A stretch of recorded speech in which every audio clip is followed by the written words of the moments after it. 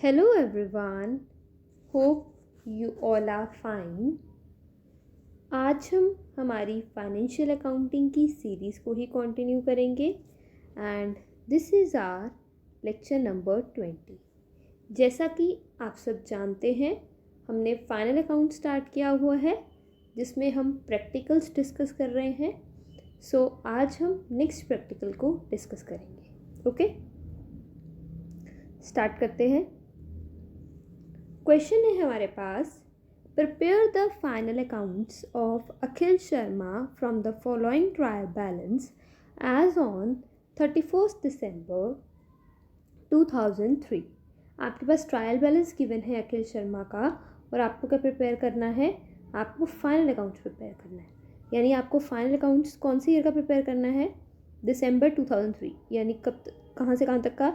1 January 2003 to 31 December 2003। जब भी कोई क्वेश्चन आए तो डेट भी आप ऊपर ही अपने पास लिख लिया करो, बिकॉज हमें पता है कि ट्रेडिंग और प्रॉफिट एंड लॉस अकाउंट में हमें इसी ईयर के इनकम्स और इसी ईयर की एक्सपेंसेस लिखने हैं। मतलब 1 जनवरी 2003 से लेकर 31 दिसंबर तक जितने भी इनकम्स हैं और जितने भी एक्सपेंसेस हैं सिर्फ वही लिखे जाते हैं। ठीक है, जो प्रीपेड होते हैं तभी उसे हम लेस कर देते हैं, जो आउटस्टैंडिंग होते हैं वो इसी ईयर से होते हैं इसलिए हम उसको ऐड ऑन कर देते हैं। ठीक है, सो डेट क्या है हमारी? 1 जनवरी 2003 टू 31 दिसंबर 2003। ठीक है, ट्रायल बैलेंस गिवन है, आपके पास आइटम्स गिवन है, cash in hand, cash at bank, purchases, sales, machinery, ठीक है, fuel, debtors, creditors, investment, loan, आपके पास सब कुछ गिवन है। ओके, एडजस्टमेंट्स पे आते हैं। आपके पास कुछ एडजस्टमेंट्स भी गिवन है। वन बाय वन हम सारी एडजस्टमेंट्स को डिस्कस करेंगे। फर्स्ट है हमारे पास, loan from mister Varun was taken on 1 January 2003। Mister Varun से जो लोन है वो हमने कब लिया था? 2003 में लिया था।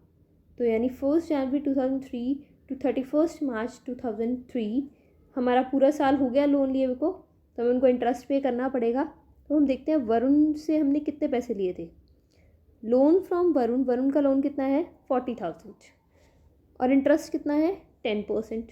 अब हमने पढ़ा ना अभी कि लोन जो है जो हमने लिया वो कब लिया, उसको 1 साल हो गया है, यानी हमें इंटरेस्ट पे करना पड़ेगा।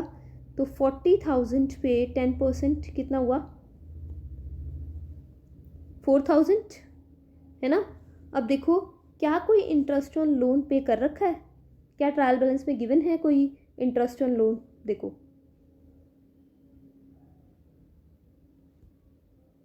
गिवन है? नो, दैट मीन्स 4,000 का 4,000 हमारा क्या हो गया? आउटस्टैंडिंग। 4,000 हमारा क्या हो गया? Outstanding interest. ओके, सो क्या करेंगे हम? एक तो P&L की डेबिट साइड में इसको शो कर देंगे। क्या लिखेंगे? Two outstanding interest on Varun's loan 4,000। और नेक्स्ट वन हम क्या करेंगे? लोन कितना गिवन था हमारे पास? 40,000। अब हमें 40,000 नहीं पे करने, अब हमें कितना पे करना है? 44,000, बिकॉज इंटरेस्ट ऑन लोन भी है 4,000। क्लियर है? बिकॉज आउटस्टैंडिंग जो इंटरेस्ट है उसको हम क्या करते हैं, एक तो हम P&L की डेबिट साइड में दिखाते हैं और दूसरा लाइबिलिटी साइड में पर्टिकुलर लोन में उसको ऐड ऑन कर देते हैं। बिकॉज अब लोन का 40,000 ही नहीं, साथ साथ इंटरेस्ट ऑन लोन भी हमें उन्हें देना है, बिकॉज ये भी अभी हमने पे नहीं किया। ओके, तो हमारी लाइबिलिटी होगी 44,000 लोन की। नेक्स्ट एडजस्टमेंट डिस्कस करते हैं। नेक्स्ट एडजस्टमेंट है हमारे पास, closing stock was 50,000। Closing stock कितना गिवन है? 50,000। तो क्लोजिंग स्टॉक कहाँ दिखाते हैं? एक तो trading and profit and loss की क्रेडिट साइड में बाय क्लोजिंग स्टॉक। ओके, और सेकेंड वन कहाँ दिखाते हैं? एसेट साइड में क्लोजिंग स्टॉक 50,000। क्लियर है? हो गए डबल इफेक्ट्स। नेक्स्ट है हमारे पास, बैड डेब्ट्स वर 2,000। बैड डेब्ट्स कितने हैं हमारे पास? 2,000। मैंने आपको बताया था जब भी आपके पास बैड डेब्ट्स आते हैं तो आपको क्या करना है, सभी चीज़ों को, बैड डेब्ट्स, प्रोविज़न, इन सबको तभी निपटा देना है, मतलब तभी उनको सॉल्व कर देना है। तो जब भी बैड डेब्ट्स की एंट्री आती है तो फर्स्ट स्टेप मैंने आपको क्या सिखाया था, सबसे पहले देखना है कि ट्रायल बैलेंस में क्या कोई बैड डेब्ट्स गिवन है। तो हम देखते हैं कि क्या ट्रायल बैलेंस में कोई बैड डेब्ट्स गिवन है। तो हमने देखा कि ट्रायल बैलेंस में हमारे पास कोई भी बैड डेब्ट्स गिवन नहीं है, प्रोविज़न गिवन है हमारे पास बट बैड डेब्ट्स गिवन नहीं है। ओके, फर्स्ट स्टेप हो गया। सेकंड स्टेप क्या होता है, मैंने आपको बताया था, सेकंड स्टेप हमें ये देखना होता है कि क्या एडजस्टमेंट्स में बैड डेब्ट्स गिवन है, यानी कुछ फर्दर बैड डेब्ट्स हैं हमारे। सो यस, हमारे पास बैड डेब्ट्स हैं, फर्दर बैड डेब्ट्स कितने हैं, 2000। ओके, तो फर्दर बैड डेब्ट्स का हम क्या करते हैं, एडजस्टमेंट है तो डबल इम्पैक्ट्स होंगे।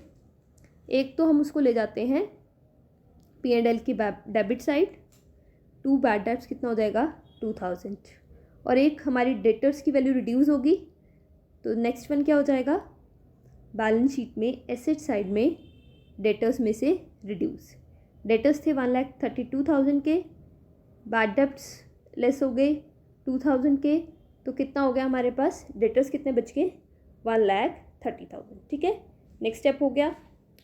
थर्ड स्टेप मैंने आपको क्या सिखाया है, थर्ड स्टेप है हमारा ये फाइंड आउट करना कि क्या प्रोविज़न मेंटेन करना है, यानी कुछ न्यू प्रोविज़न या कोई प्रोविज़न एडजस्टमेंट में गिवन है। सो यस, क्या गिवन है कि हमें प्रोविज़न मेंटेन करना है, दैट इज़ 5% ऑन डेटर्स। तो मैंने आपको बताया था कि जो प्रोविज़न मेंटेन होता है वो किस पे होता है, sundry debtors minus bad debts, because यही तो हमारे डेटर्स है ना जिनसे हम पैसा रिसीव करेंगे। 1,30,000, 2,000 तो बैड डेब्ट्स हो गए, तो प्रोविज़न जो है वो इन पे क्रिएट होता है। तो 1,30,000 का कितना हम निकालेंगे, कितना प्रोविज़न हमें चाहिए, 5%। सो 1,30,000 का 5% कितना हो जाएगा, 6,500। सो प्रोविज़न कितना हो गया, 6,500। तो हमने 1,30,000 में से 6,500 लेस कर दिया और हमारे पास आ गया 1,23,500। ओके, नेक्स्ट स्टेप क्या होता है हमारे पास, नेक्स्ट स्टेप होता है, थ्री स्टेप्स हो गए हमारे पास। फोर्थ स्टेप होता है कि ट्रायल बैलेंस में क्या कोई प्रोविज़न गिवन है। सो यस, ट्रायल बैलेंस में गिवन है। जो ट्रायल बैलेंस में प्रोविज़न गिवन होता है उसे हम बोलते हैं ओल्ड प्रोविज़न।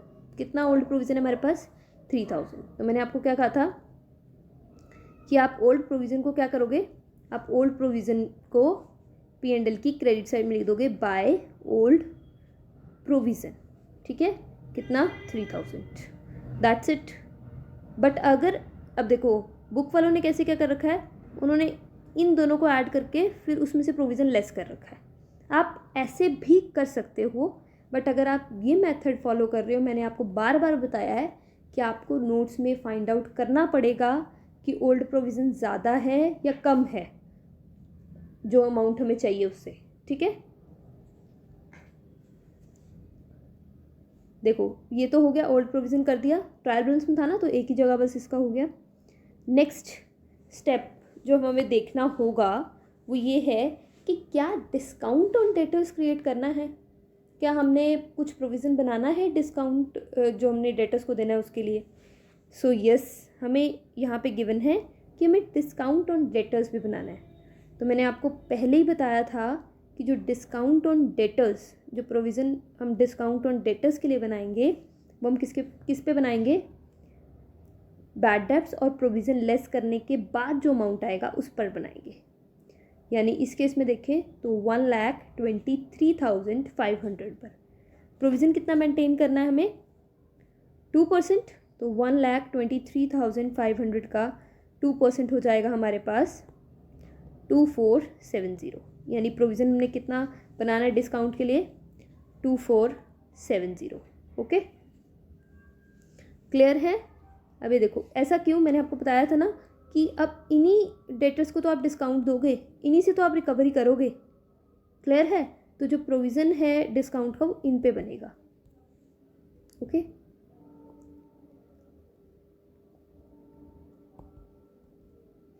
ठीक है बच्चे, और ये तो एक ट्रीटमेंट हो गया। सेकंड हम क्या करेंगे, सेकेंडली हम provision for discount on debtors को P&L की डेबिट साइड में लिख देंगे, बिकॉज ये हमारा प्रोविज़न है तो हमें P&L में से निकालना है। तो कैसे निकालेंगे, उसको डेबिट साइड शो करके। एक चीज़ नोट डाउन करना कि आप इसको इसमें ही ऐड नहीं करोगे, न्यू प्रोविज़न के साथ ही ऐड नहीं करोगे डिस्काउंट को, बिकॉज ये डिफरेंट एंट्री है हमारी, इसको हम अलग से लेकर चलते हैं, ठीक है। इसको आपने उसके साथ मिक्स नहीं करना, इसको आपने अलग से लिखना है, to provision for discount on debtors. Okay, next entry है अब हमारे पास, डिस्काउंट ऑन डेटर्स हमने कर लिया था, डिस्काउंट ऑन क्रेडिटर्स। अब अगर हम डेटर्स पे डिस्काउंट के लिए प्रोविज़न बना रहे हैं तो क्रेडिटर्स पे जो डिस्काउंट मिलने वाला है उस पर भी बनाते हैं। मतलब अगर देना है जो डिस्काउंट, उसके लिए प्रोविज़न बनाया है, तो जो मिलना है उस पर भी बनाओ। तो ये कह रहे हैं मिलने वाले पे भी बनाना है 2%। तो सबसे पहले तो देखना पड़ेगा क्रेडिटर्स हैं कितने। तो क्रेडिटर्स हैं हमारे 40,000, ठीक है। देखो डेबिट साइड में डेटर्स दिए होंगे ना, और क्रेडिट साइड में क्रेडिटर्स। सो क्रेडिटर्स कितने हैं हमारे 40,000। प्रोविज़न कितना बनाना है 2%। तो कैसे होगा, सन्ड्री क्रेडिटर्स 40,000, बैलेंस शीट में लाइबिलिटी साइड बच्चे, क्रेडिटर्स हमारी लाइबिलिटी है ना, minus provision for discount on debtors, कितना 40,000 पे 2%, जो कितना आ गया 800। एक तो ये, एक हमने अब इसको P&L में डालना है, बिकॉज ये हमारी इनकम है जो हमें पता है हर साल होती है। तो by provision for discount on creditors P&L की क्रेडिट साइड। ओके, नेक्स्ट है हमारे पास, including in general expenses the insurance premium 2000 paid for 1 year ending on 31st March 2004। General expenses में एक इंश्योरेंस प्रीमियम गिवन है 2000 का, मतलब 2000 का इंश्योरेंस प्रीमियम हमने दिया था, तो वो उसमें इंक्लूडेड है। और वो हमने पे कब तक किया है, 31st March 2004। वो हम कब से कब तक बना रहे हैं accounts, 1st Jan 2003 to 31st December 2003। तो इसी के हमें एक्सपेंसेस लिखेंगे, बट हमने यहाँ पे पे कब तक किया है, 31st March तक 2004, यानी 31st December से लेकर 31st March 2004 तक का जो भी अमाउंट है, मतलब जो भी हमने पे किया है, वो क्या हो जाएगा, प्रीपेड। कितने मंथ्स हो गए ये, 3 मंथ्स, यानी 3 मंथ्स का जो हमने इंश्योरेंस प्रीमियम है वो एक्स्ट्रा पे कर दिया है, यानी वो क्या हो गया, प्रीपेड। ठीक है, अब ये 2000 जो है वो किसके लिए है, 12 मंथ्स के लिए। तो 2000 डिवाइडेड बाय 12 करके देखो, तो ये आ जाएगा 1 मंथ का, हमें चाहिए 3 मंथ्स का, 3 से मल्टीप्लाई कर देते हैं, तो इंश्योरेंस कितना आ जाएगा हमारा 3 मंथ्स का, 500। ओके, सो दैट मीन्स जो इंश्योरेंस प्रीमियम है 2000, उसमें से 500 जो है वो प्रीपेड है, यानी 500 को हमें लेस करना पड़ेगा। और किस में से लेस करेंगे, जनरल एक्सपेंसेस में इंक्लूड है ना ये, तो जनरल एक्सपेंसेस में से। जनरल एक्सपेंसेस कितने हैं हमारे पास, पहले ये देखो, जनरल एक्सपेंसेस हमारे ये रहे 30,500, इसमें से हम क्या करेंगे, 500 लेस कर देंगे। और एक तो ये ट्रीटमेंट हो गया, और सेकंड वन जो प्रीपेड है वो हमारे लिए क्या होती है, एसेट होती है, तो कौन सी साइड आ जाएगी, बैलेंस शीट में एसेट साइड। ओके, ये देखो जनरल एक्सपेंसेस 30,500 लेस कर दिया प्रीपेड इंश्योरेंस 500। ओके, और सेकंड वन देखो यहाँ पे प्रीपेड इंश्योरेंस 500। ओके, अब नेक्स्ट एंट्री है हमारे पास, नेक्स्ट और last one, provide 10% depreciation on machinery. Machinery पे आपने डेप्रिसिएशन प्रोवाइड करना है, वो भी कितना, 10%। तो पहले तो मशीनरी देखो है कितनी, मशीनरी है हमारी 2 लाख। 2 लाख पे हमें कितना डेप्रिसिएशन प्रोवाइड करना है, 10%। तो भाई देखो बैलेंस शीट में जाओगे, मशीनरी 2 लाख, डेप्रिशिएशन कितना 10%, तो 2 लाख का 10% कितना हो गया एग्जैक्टली 20,000, तो ये आ गया 1,80,000। मतलब मशीनरी की वैल्यू अब 2 लाख नहीं कितनी है 1,80,000। ओके, हो गया। अब ये हमारा एडजस्टमेंट्स होगी। अब एक बार ट्रायल बैलेंस के आइटम्स ट्रांसफ़र कर देते हैं। ये कहाँ चला जाएगा, cash in hand, balance sheet, cash at bank, balance sheet, purchases, sales, sales return और परचेज रिटर्न। परचेजेस कहाँ चले जाएंगे, ट्रेडिंग की डेबिट साइड में, उसमें से हम लेस कर देंगे परचेज रिटर्न। सेल्स कहाँ चले जाएंगे, P&L की क्रेडिट साइड में, by sales less sales return. क्योंकि जैसे ही सेल्स और परचेज हम देखते हैं, पहले हम देख लेते हैं कोई परचेज रिटर्न या सेल्स रिटर्न तो नहीं है। Next is carriage on purchase. ये कहाँ चला जाएगा, परचेज पे जो भी हम कैरेज करते हैं वो कहाँ चला जाता है, ट्रेडिंग में। कैरेज ऑन सेल्स, सेल्स पे जो हम कैरेज देते हैं वो हम किस में इंक्लूड करते हैं, P&L में।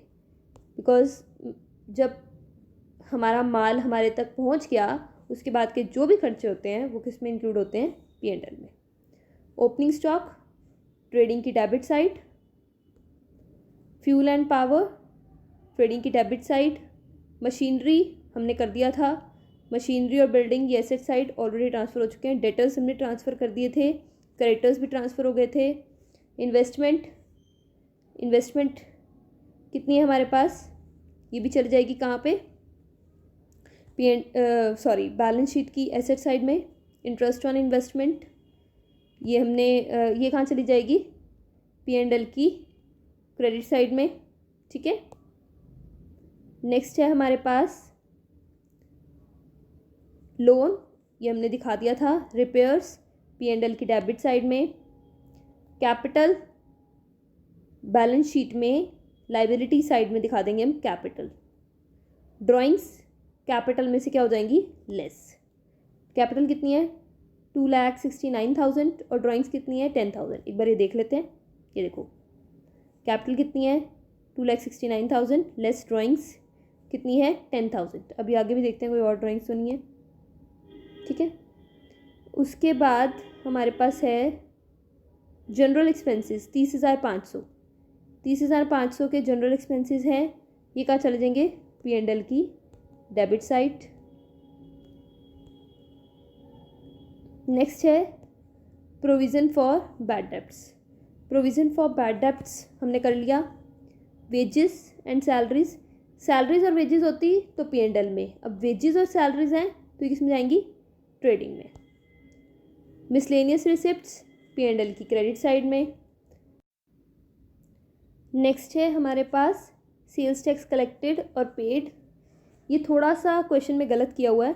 अब ये देखो, मैंने आपको बताया था एक मेथड तो आपका ये है कि सेल्स टैक्स जो कलेक्ट कर लिया, अब आपकी लाइबिलिटी है कि गवर्नमेंट को पे करना है, तो ये लिख दो लाइबिलिटी साइड, और जो पेड है वो लिख दो P&L की डेबिट साइड। एक तो आप ये कर सकते हो, बट बुक्स में ऐसा नहीं करते। बुक्स में हम क्या करते हैं, माइनस करके फिर उसको एक जगह पे डालते हैं, या तो उसको P&L में डालते हैं या फिर उसको लाइबिलिटी साइड डालते हैं।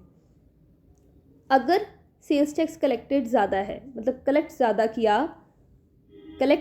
किया बट पे कम किया, तो आपकी लाइबिलिटी है अभी, पे करना है, तो वो कौन सी साइड आ जाता है, लाइबिलिटी साइड। बट अगर पेड ज़्यादा है और कलेक्ट कम किया तो वो कौन सी साइड आ जाता है, P&L की डेबिट साइड। ठीक है, अब इसमें क्या है, कलेक्टेड है 5,000 और पे किया है 8,000। तो कलेक्ट कम किया, पे ज़्यादा किया, तो ये कहाँ आना चाहिए, P&L की डेबिट साइड। बट इन्होंने शो कर रखा है बैलेंस शीट में लाइबिलिटी साइड। ठीक है, तो दैट मीन्स ये गलत है। या तो आप इसको P&L की डेबिट साइड में लिखो, या फिर ये करो कि इसको क्वेश्चन को यहाँ पे कट करके ये मान लो कि कलेक्टेड गिवन है 8,000, क्योंकि इन्होंने इसी अकॉर्डिंग क्वेश्चन सॉल्व कर रखा है कि कलेक्टेड है हमारे पास 8,000 और पेड किया है 5,000। ठीक है, तो अगर इस अकॉर्डिंग देखें, मतलब क्वेश्चन में थोड़ी मिस्टेक है। सेल्स टैक्स कलेक्टेड है 8,000, पे किया 5,000, तो दैट मीन्स कलेक्ट ज़्यादा कर लिया कस्टमर से बट गवर्नमेंट को भी पे नहीं किया, तो ये क्या है, हमारी लाइबिलिटी है, तो बैलेंस शीट में लाइबिलिटी साइड। ठीक है, सेल्स टैक्स देखो, इन्होंने सेल्स टैक्स कलेक्टेड 8,000 लिया है, तो आप क्वेश्चन में ठीक कर लो, बट अगर नॉर्मली क्वेश्चन के अकॉर्डिंग देखें तो वो P&L, मतलब अगर हम रियलिटी में जो क्वेश्चन है वो देखें तो P&L की डेबिट साइड में आना चाहिए था. Okay, less sales tax paid 5,000. Okay, clear है बच्चे. नेक्स्ट है हमारे पास life insurance premium. Life insurance premium किसकी होती है? ओनर की. तो ड्राइंग्स हो गई है हमारी, तो ये कहाँ चली जाएंगी? कैपिटल में से लेस. ठीक है, ड्राइंग्स. ओके बच्चे, 3,000 है ना, वो 10,000 ऑलरेडी था हमारे पास, 3,000 ही है ना प्रीमियम. हाँ ठीक है. अब आप क्या करोगे? अब बैलेंसिंग करोगे. इसकी बैलेंसिंग करोगे तो हमारे पास प्रॉफिट आ रहा है, फिर उसको ट्रांसफ़र किया तो हमने देखा कि प्रॉफिट आ गया हमारे पास. फिर प्रॉफिट को कैपिटल में ऐड कर दिया और फिर बैलेंस शीट का बैलेंस फाइंड आउट कर लिया. ठीक है, क्वेश्चन डन. आज के लिए बस इतना ही. आपको ये लेक्चर कैसा लगा मुझे कमेंट करके ज़रूर बताएं. अगर आपकी कोई क्वेरी है तो वो भी आप मुझे कमेंट कर सकते हैं. Thank you so much for your attention. Don't forget to like, subscribe and press the bell icon. Have a nice day.